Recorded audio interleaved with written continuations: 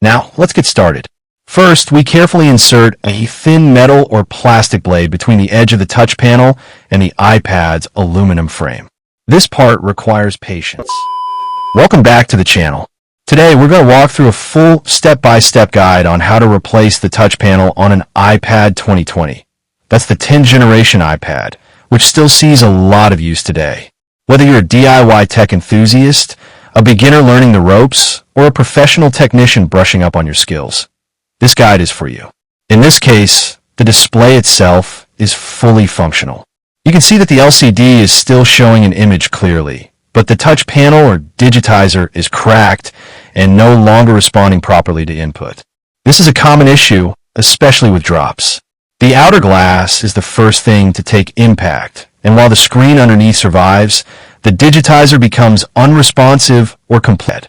Before we jump into the repair, a few quick but important reminders. Remove any SIM card or accessories connected to the iPad. Clean your workspace. Dust, lint, and small screws don't mix well. If you have it, wear an ESD strap or work on an anti-static mat.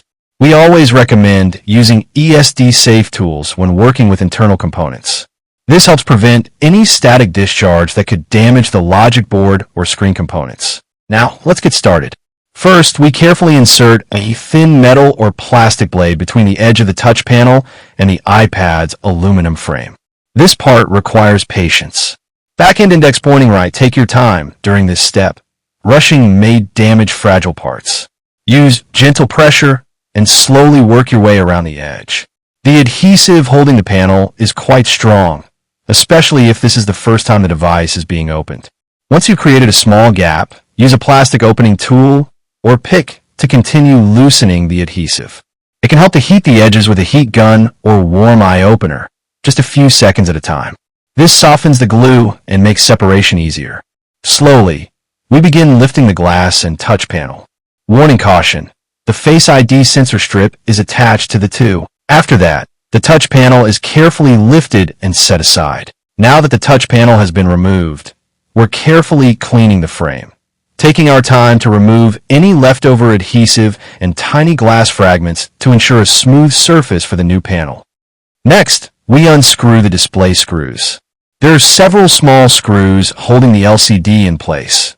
Take note of their positions, as some may be different sizes. Take a moment here to pay close attention. Not all screws are the same size or length. Some may be slightly longer or have a different thread, depending on their position. Mixing them up during reassembly can damage the screen or internal components. I recommend laying the screws out on a magnetic mat or labeling them in order as you go. This small step saves a lot of trouble later.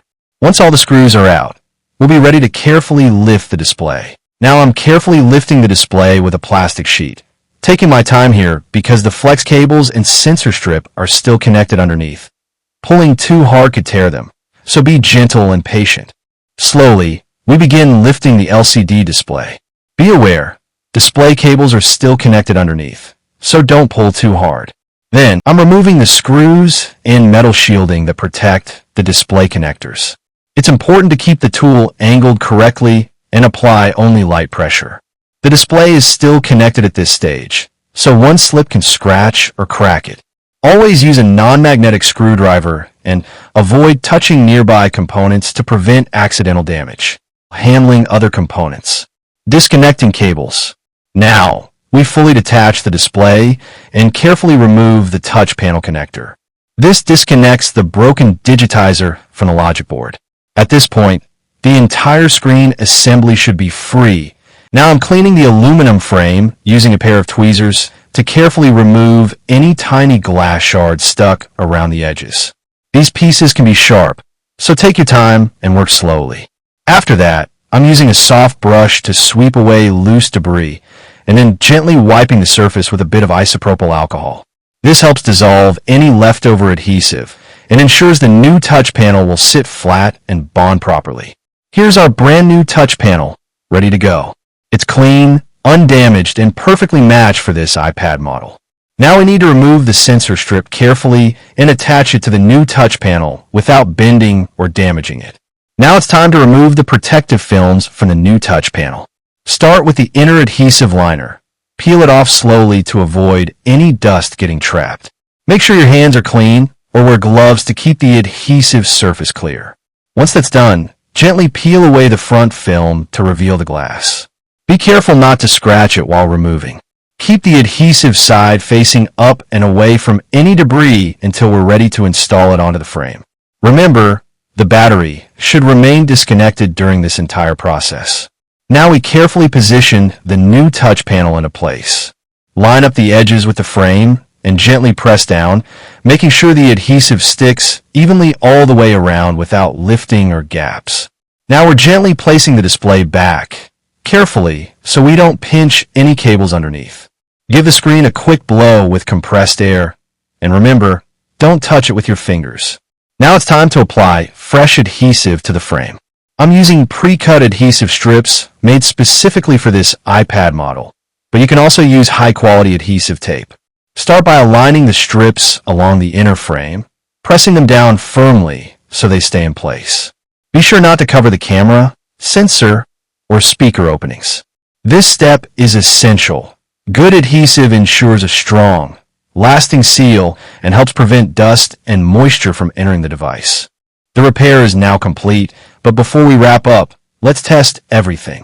Make sure the touch panel is fully responsive. Swipe across the entire screen, check for any dead zones, and try opening a few apps or typing to confirm accuracy. If everything feels smooth and responsive, then great job. Your iPad is now fully repaired and ready to go. Thanks for watching, and don't forget to like, subscribe, and drop any questions in the comments.